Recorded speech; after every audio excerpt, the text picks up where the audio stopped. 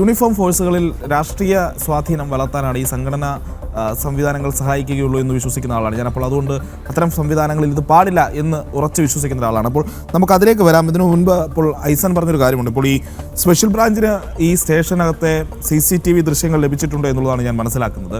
ആ CCTV ദൃശ്യങ്ങളിൽ ഈ പറയുന്ന ഉദ്യോഗസ്ഥർ ഈ IP ബിനുവായിട്ടൊക്കെ സൗഹൃദം പങ്കിടുന്നതിൻ്റെ ദൃശ്യങ്ങളുമുണ്ട്. അതുകൊണ്ടാണ് ഇവർ ഇത്ര പെട്ടെന്ന് ഈ നടപടിയിലേക്ക് പോയത് എന്നുള്ളൊരു വശം അവിടെ നിലനിൽക്കുന്നുണ്ട്. അപ്പോൾ സ്വാഭാവികമായും ജാമ്യവ്യവസ്ഥ ലംഘനത്തിലേക്ക് നടപടി ആരംഭിച്ചു എന്ന് പറഞ്ഞ് പോലീസ് നടപടി ആരംഭിച്ചിട്ടുണ്ടെന്നുള്ള വാർത്തകൾ പുറത്തു വരുമ്പോൾ ഈ ദൃശ്യങ്ങൾ പുറത്തു വന്നാലുണ്ടാകുന്ന, ഈ ദൃശ്യങ്ങൾ നാളെ കോടതി പരിശോധിച്ചാലുണ്ടാകുന്ന ഭവിഷ്യത്തോർത്ത് തന്നെയാണ് അപ്പോൾ അവർ അത്ര ഒരു നടപടിയിലേക്ക് പോയിരിക്കുന്നത്. ഇനി നമ്മൾ ഒരു കാര്യം കൂടി എനിക്ക് പറഞ്ഞു വയ്ക്കാനുള്ളത്, ഈ ആഭ്യന്തര വകുപ്പിൻ്റെ പരാജയം എന്നുള്ളതൊരു യാഥാർത്ഥ്യമാണ്. അതിപ്പോൾ നേരത്തെ ഗൗതം ചൂണ്ടിക്കാട്ടിയതുപോലെ അതിനേക്കാളും ശക്തമായി ഉന്നയിച്ചതാരാണ്? K മുരളീധരനാണ്. ഇപ്പോൾ സംസ്ഥാനത്തെ ഒരു മന്ത്രിയാണ്. അതായത് പോലീസുകാർക്ക് ഇപ്പോഴും മനസ്സിലായിട്ടില്ല. അതായത് കൃത്യമായി പറഞ്ഞു വയ്ക്കുകയാണ്, രമേശ് ചെന്നിത്തലയെ കൊണ്ട് അവിടെ ഒരു മാറ്റവും ഉണ്ടാക്കാൻ കഴിയില്ല എന്നുള്ള കാര്യം. അപ്പോൾ സ്വന്തം സർക്കാരിനകത്തെ മന്ത്രിമാർക്ക് പോലും വിശ്വാസമില്ലാത്ത ഒരാളാണ് പോലീസ് ഭരിക്കുന്നത്.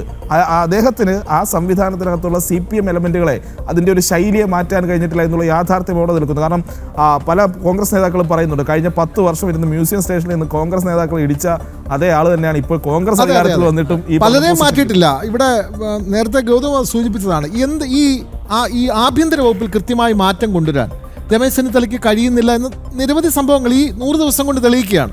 അവിടെ ഗൗതം നമുക്ക് മനസ്സിലാക്കേണ്ട കാര്യം, അന്ന് ഈ സ്പെഷ്യൽ ബ്രാഞ്ചിൽ പിണറായി നിയോഗിച്ച അതേ ഉദ്യോഗസ്ഥരാണ് ഇപ്പോഴും അവരെ സമ്പൂർണ്ണമായി മാറ്റിയിട്ടില്ല.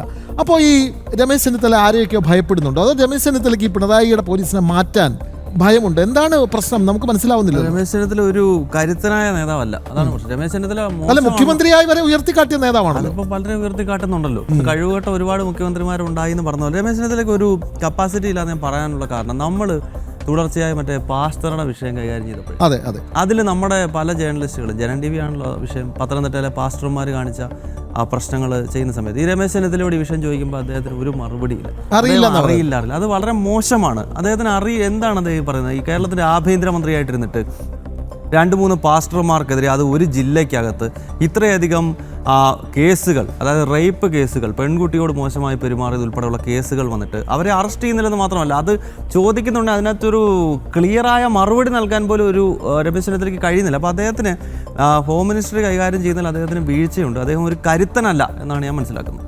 അപ്പോൾ